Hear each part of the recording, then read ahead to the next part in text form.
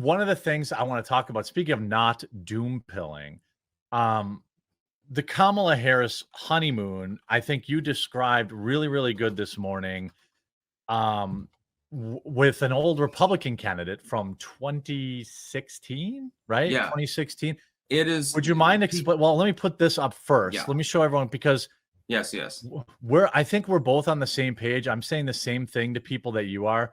Like we're remarkably close on. By the like, way, did you reading see my coriander? Oh, look at that! That's why your room smells like coriander. Yeah, it smells like dill and coriander right now. I've got so many herbs you wouldn't have any idea. I wouldn't. Yeah, I did use some black truffle yesterday on my steak, so that was something. So a lot That's of people, that's almost a vegetable. yeah. People are tuning in to sites like Predict It and they're panicking because Donald Trump had almost a 15-point lead, I think at one point, over Joe Biden, maybe a 10, 12-point lead, I think I saw for a very long time. And now people are like, oh my gird, Kamala Harris is nipping at his heels. Styx, give us the white pill that you talked about this morning. Here's the white pill on Kamala Harris. This is called the Kasich effect, which I coined myself. I am claiming credit for that. Patent pending. In the 2016 election, John Kasich correctly told people that he polled better against Hillary Clinton than any of the others in the race. The reason for this was because he was less well known than the other people in the race. And so it was basically, in some people's minds, generic Republican who I don't know anything about versus person that I know a lot about, because, you know, Hillary Clinton clearly has name recognition. People know what she's standing for. The same is now true of Kamala Harris. She has not been a candidate until the last few days. She's been an absentee VP. She's done nothing. And the whole problem for her is that she almost has to hide as a candidate, actually. Because once people are introduced to the things that she believes in, I don't believe that the average person will support them. Oh, you're in favor of, you've literally got statements on record of effectively open borders. You want to legalize 11 million illegals. Okay, that'll go over well. You were literally a defund the police head. That'll go over well too, because, you know, crime has risen in many parts of the United States, et cetera, et cetera, et cetera. Part of the Biden administration on board with the same basic fiscal policies, et cetera, et cetera. But people don't know that as much. They don't know who she is. And so the boost that you see her getting right now is basically because some independent voters don't know anything about her. They don't know anything about Kamala Harris other than, hey, you were VP. Yeah, it's what I call the Kasich effect.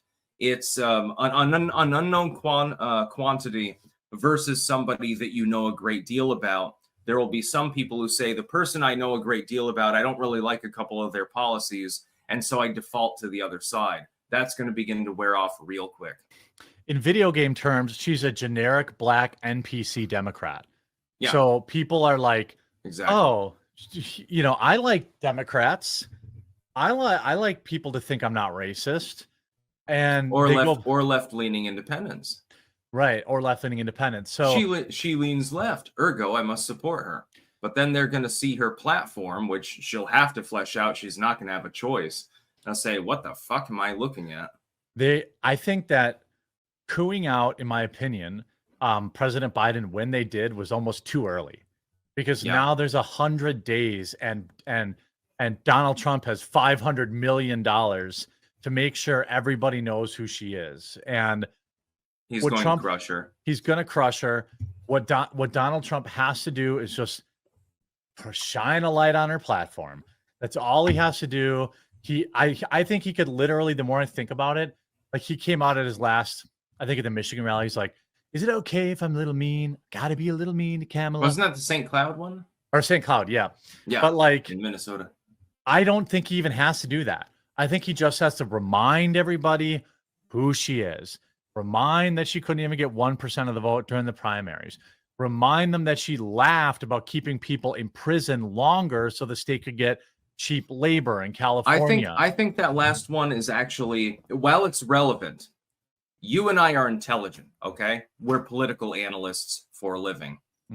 it's meaningful to us. To the average independent voter, it's going to go right over their heads. I would focus on she was border czar, number one. Yep, She laughs at dead kids, and we've got a bunch of wars going on, number two. Do you want World War III? And number three, hey, most of the money that's coming into her campaign happens to come from big corporations. The same ones that are trying to censor you. And the other one you mentioned too, Trump just needs to anchor Biden's economic policy to her. Tie them together, because I mean, she was literally VP under Joe Biden, so she can't escape from the policy decisions. I mean, she was definitely consulted on some of them. Yeah, I think when you mentioned she was absentee VP, I think what Trump's got to do is say, no, she was there every day. She herself said that she was, in making these decisions. They AstroTurfed on her head. They literally AstroTurfed that just yesterday. Yeah. Oh, Kamala only had like 6 meetings over the last year with Joe Biden. Do I really believe that? No. Those are the only official meetings that she had with Joe Biden. Are you telling me that the vice president of the United States only saw Joe Biden 6 times over the course of a fucking year? And are you fucking crazy? Yeah, and I believe that. I don't believe the general voter believes that either. I don't think that's going to work. And I don't think this ridiculous right out in front astroturfing of borders are. Everyone saw her down there. Nobody forgot that she's the border czar. Again, there was an Axios post actually from 2021 where they're bragging about Kamala Harris being named border czar using that term. Yeah. And it's just like I pointed out, okay, it's not an official title. Like, it's not you've been given an extra job on top of being vice president, but that's the term that they themselves used. Yeah. She was effectively put in charge of coordinating with the response at the U.S. border, giving advice, taking advice, relaying it to Biden, and coordinating and all of these other things. Yeah, this is going to go away. We don't have any new polls. I suspect we should be getting them pretty soon, don't you think? Some of them are push polls. It's interesting to me that Trump would surge ahead in Wisconsin, while at the same time, supposedly, he's falling behind in Pennsylvania. Yeah, seems a little sus. That is very sus. And again, people just know she's a generic black woman and not the head of lettuce. And she's gonna drop back down to 40 cents after a month.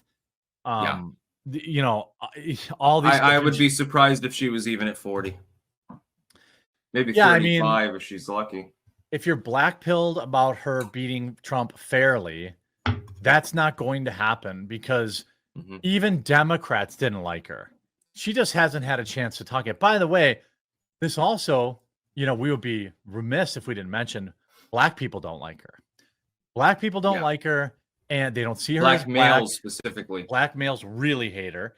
What I would say is that if the Democrats are wise, keep her off the campaign trail as much as possible and let her say as little as possible. Don't make her visible. Do like a shadow campaign like Biden was capable of doing. Now, you can't use, the Voldemort disease as a cover-up for that this time around. But she's got duties and stuff like that. Yeah, that's probably what they're going to do. And Trump has the money now to really just inform the American people of her her policy. Some people are saying there's some audio issues on Rumble. I not enough people are saying it. Maybe refresh. Let me see. Like it was fine to me. There might be let me check my settings. Let me make sure. No, I don't. I think it's just both of us, not you. You sound fine. Yeah. Testing 1 2 3.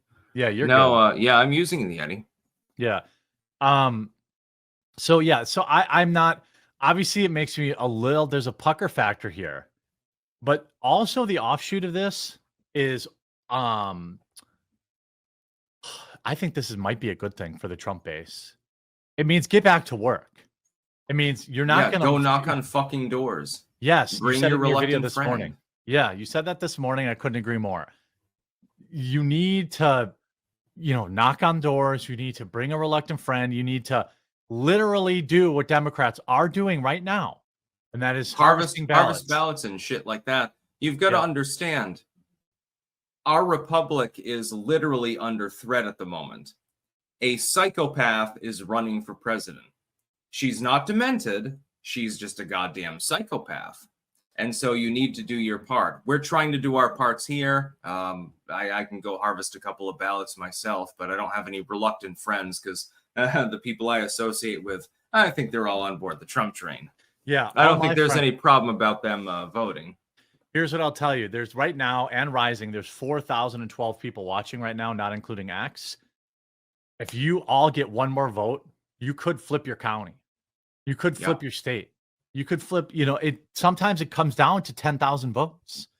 I mean, our core audience between the two of us is probably about that.